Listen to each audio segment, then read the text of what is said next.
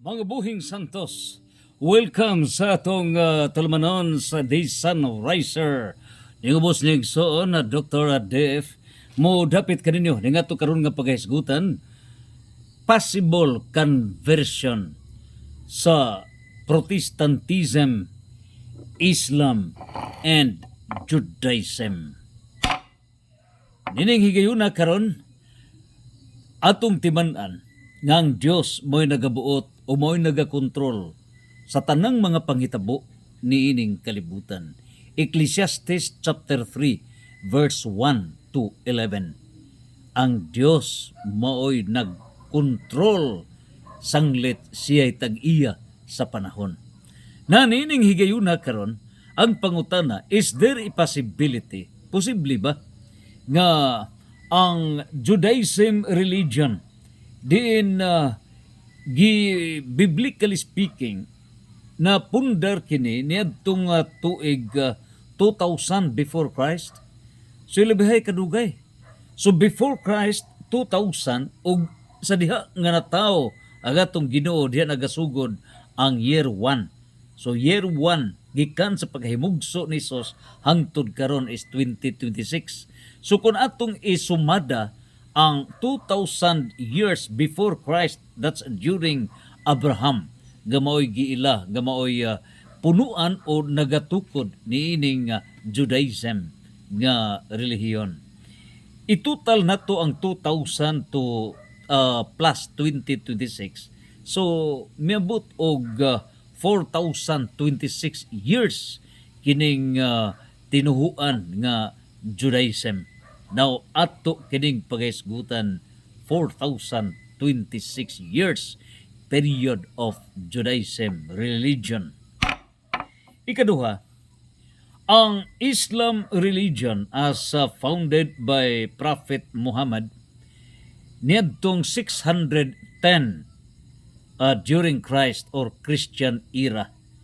Now, ato kana nga isumada didto kana batud pa sa kay gipakitaan accordingly sa usa ka anghel Gabriel sa langob sa Hira duol sa Mika, no?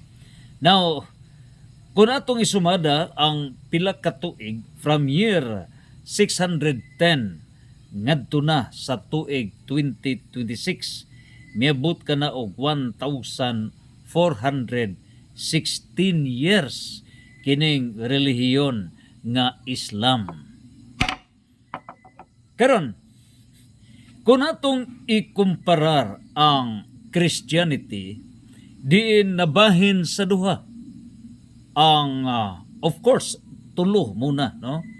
Ang Catholic Church, then Orthodox churches, ug ang mga Protestant churches o Protestant religions. Gikan kini kung atong huna-hunaon ang Catholic Church kung ato kining idayag gikan kini from Christ, and so 2026 atong pagpundar kini sa simbahan 2026 na pundar kini finally, no, birth year of the church. So 2026 minus 33. So nining puntuha karon it's free and 9 of course 1,993 years kung atong ikumparar ang ubang mga simbahan niini. So the Catholic Church is aging 1,993. Now, mao kini ang katumanan diha sa Daniel chapter 2 verse 44. Diin gitagna ni propeta Daniel nga Dios magatukod sa iyang gingharian. O kining gingharian dili kini malumpag, dili maagaw ang gahom nining maong gingharian. Hinuon ang mga gingharian nining kalibutan mga tumpag kini o mahiusa nining mong gingharian nga tukuron sa Dios sigun sa panagna ni Propeta Daniel, that's Daniel chapter 2 verse 44, o gituman kana ni Kristo as reflected in Matthew chapter 16 verse 18 to 19. So, ang pagtukod niya sa iyang gingharian, nining putuha the year 33 hangtod siya namatay og 50 days after sa iyang pagkamatay, niini karon mikunsad ang Espiritu Santo, mao ang birthday, mao ang pagkatukod, the foundation, kahingpitan sa katukuran sa gingharian sa simbahan sa Dios. So that's 1993. Now, gikan niadtong tuiga from year 33, doon na panagna si Saint John, mi baod na daan, mi warning, mi pasidaan diha sa 1 Juan 2:18 ngadto sa 29, nga doon nagyoy mga antichrist, meaning mo salikway ni Kristo, mo talikod niining maong simbahan nga gitukod sa Dios, and they will revolt against the church. Manghawa kini. Ug busa natuman kanus aba natuman sa diha nga si Martin Luther, maugyoy final nga revolt niini. Although before ni Martin Luther, diha na ang Arianism, Arios, usa ka pari nga revolt sa simbahan, o ang iyang pasiuna nga niya pagtudlo mao nga si Kristo dili Dios, ug mao kanay gisunod sa Iglesia ni Kristo, gisunod sa kining gitawag og niya na karong Jehovah's Witness o uban pang mga Protestant religions nga nagsalikway sa pagka-Dios ni Kristo. Unya, diha pa'y Nestorianism. So Bishop Nestorius nga nakigasangka against Mother Mary, nga dili siya mutuo nga ang mahal nga birhen mo'y inahan sa Dios nga anak. So nining puntuha karon, nagkasibo kining duha ka mga nag-una ni Martin Luther, si usa ka kanhi pari nga si Arius against Christ, unya si Bishop Nestorius nga against Mother Mary. So kining against Christ and against Mother Mary, antichrist, gihiusa kini sa Protestantism ni Martin Luther. Unya nagahimo siya 95 theses.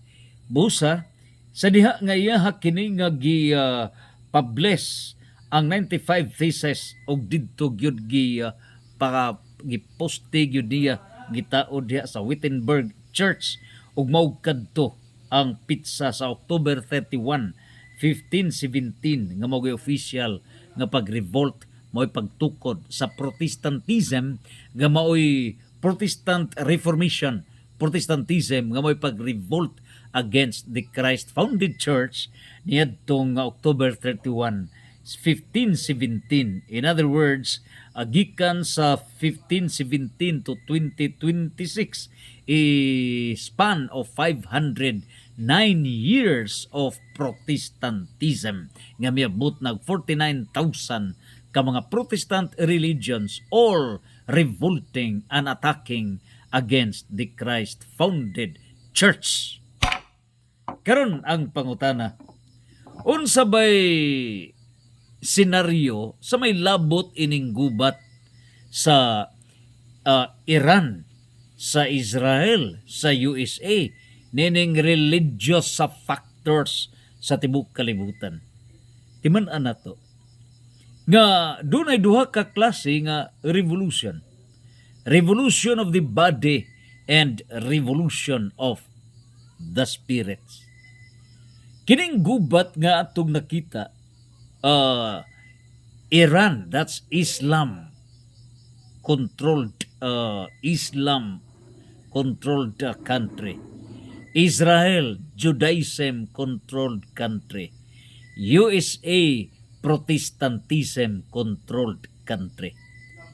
So kining tulo ka mga nasod, mga sentro, mao kini ang mga nasod nga duna sila'y religious battle. Og niining puntuha ang gubat bloody revolution, landong lamang kana, efekto lamang kana sa tinuoray gyud nga gubat, and that's spiritual battle. So unsa ba di ay ang spiritual battle niini? Dinhi nato mapadayag nga ang Judaism unsa bay kalainan niining tanan. Ang Judaism nga ang pangutana kay it was established na pundar man panahon ni Abraham. Does it mean nga kontra di ay sa Dios ang gipundar panahon ni Abraham? Nga si Abraham mao magka ang gipili sa Dios nga mamahimong amahan sa kanasuran. So mao kanang pangutana. Now, before Christ, gipili sa Dios ang Israel. Ug nganong gipili sa Dios ang Israel, the mission of Israel to prove and to make Israel as the model among the nations of the world. Para idayag nga dunay Dios sa langit, nga dunay Dios nga mo'y nagabuhat sa langit ug sa yuta, ug gipili niya ang nasod nga Israel. Ug kini ubos sa landong sa Judaism pinaagi ni Abraham. Ug busa gilig-on kini ag-abot na ni Moises.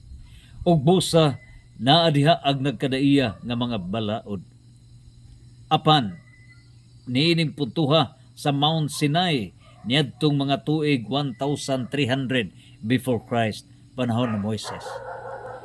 Apan unsa ang turning point sa Judaism?